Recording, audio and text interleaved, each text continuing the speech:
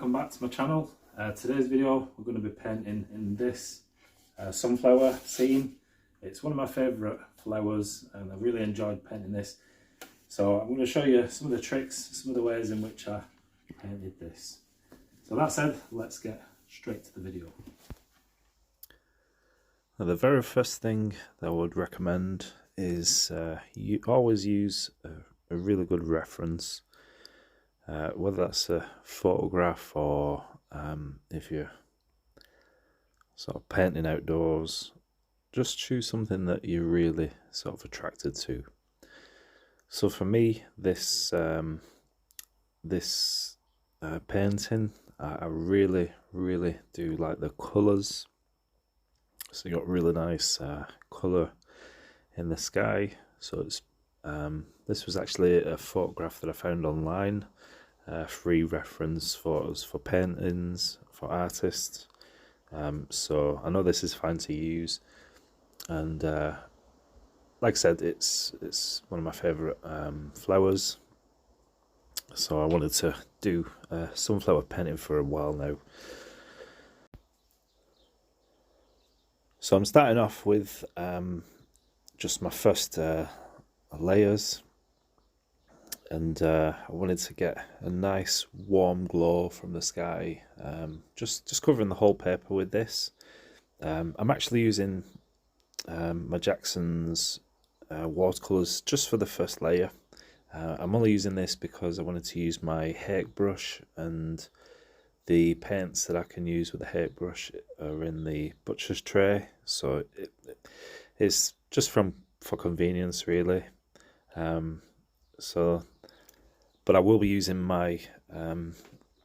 Graham palette. You can see still really not been used. I used it just for a video for swatches, just testing. But you can really see how juicy, how nice and vibrant the colours are. So I just thought I'd give these a try, because I've not given them not really done a painting with them yet. So this is, don't really know what to expect from them yet, but you can see how nice and vibrant they are.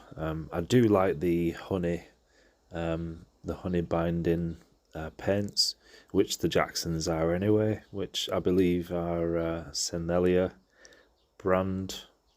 So I do like the way the honey binding paints re-wet, so they're sort of sticky, and they're just really easy. Once you touch the paintbrush to the paints, they just lift out of the palette quite easy. So you get this instant colour, which I really like. And by the way, I'm using my Fabriano 140-pound cold press paper, taped to my board around 40-degree angle. And you can see how the paint sort of travels down the paper. So I'm just, with a clean brush, I clean my brush with clean water and dry it off, and then just lift it back. I don't want the middle of the flower to be so long, so that's how I do that. So that's one of the things. Obviously, filming, you get, well, for me, I've got to have a bit of an angle just to capture that on video for you. So that's one of the disadvantages, is, you know, unwanted paint coming down the paper. Usually it's fine. I do like to have an angle normally, but in this case it's sort of going against me, but I don't mind. It's just a case of working around that and just removing that with a damp brush. So I'm really liking these M. Graham colours. I did show them in my last video, the sets that I've got. There's two sets, a landscape and cityscape sets. There are more sets available, like a quinacridone set, but they're really nice paints. I've got them in my a Magello palette, which is nice. I think I need to get a few more colours yet for the Grahams, but I'm really liking them. I'm really enjoying them, and they're reasonably priced too. So you can see how nice they sort of blend and fuse together and mix, and how punchy and vibrant the colours are. So I really do like them. I will be using them more.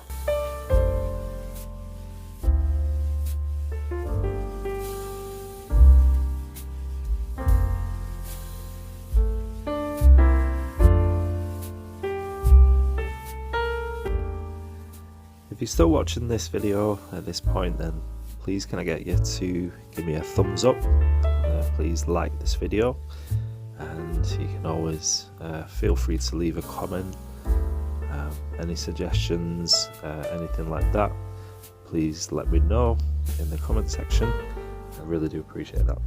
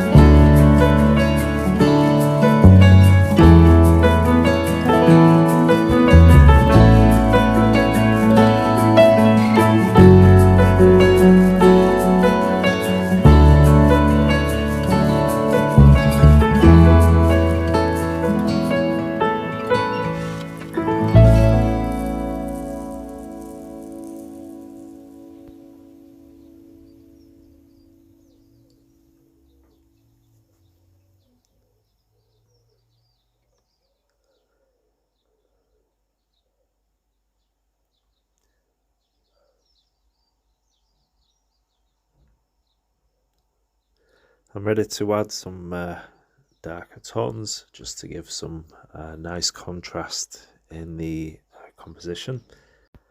So for this I've poured out some neat raw umber. It's actually burnt umber, my mistake. It's a new set, obviously I'm not used to it yet, and this is one of the things that you're just going to get used to. So raw umber would be more of a reddy tone, and this is burnt umber, so it's more of a dark brown. So you can see at this point I'm just doing a little bit of it's almost negative painting, so you're painting around the shapes. This is always nice to use in flowers or floral scenes. So I'm painting around the petals, and that just makes the petals pop. It helps them stand forward and gives them definition.